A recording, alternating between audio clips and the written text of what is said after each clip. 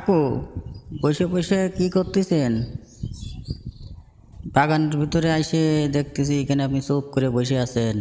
কি চিন্তা, কি ব্যাপার, কি হয়েছে আপনার? কাকু বলেন তো একটু দেখি। আর বাবু কয়ে না সে কথা।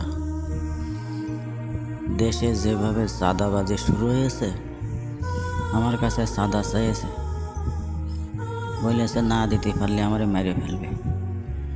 তাই আমি ভয়তে আমি বাগানে এসে বসে আছি বাবা।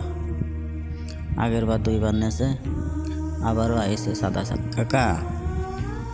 আমার কাছেও তো চাঁদা চেয়েছিল, কিন্তু আমারে মারার হুমকি দিয়েছে।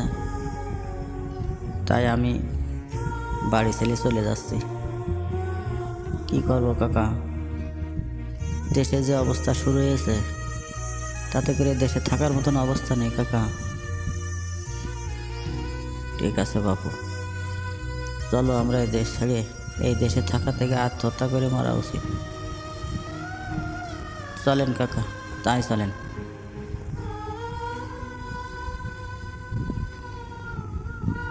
কাকা, এই নদীতে আমরা ডুবে মরব, এই দেশে বাঁচার থেকে ডুবে মরি। চলেন, চাঁদাবাজের হাত থেকে তো বাঁচি। চলেন কাকা, ঝাঁপ দেন।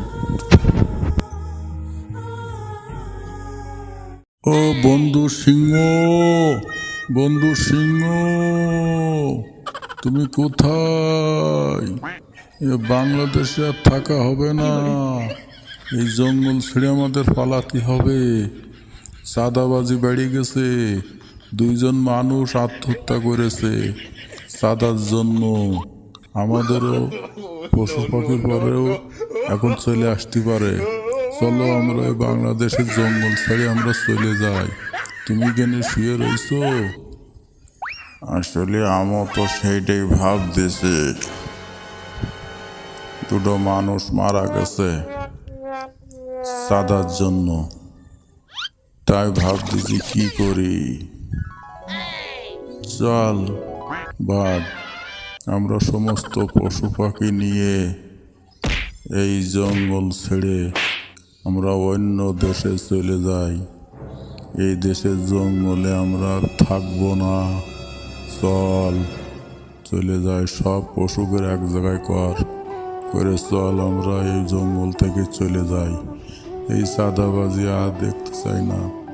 চাঁদাবাজি আমাদের দেশে ভরে গেছে, এখন পশুদের পরেও চলে আসবে। চল আমরা চলে যাই, চল সবাই।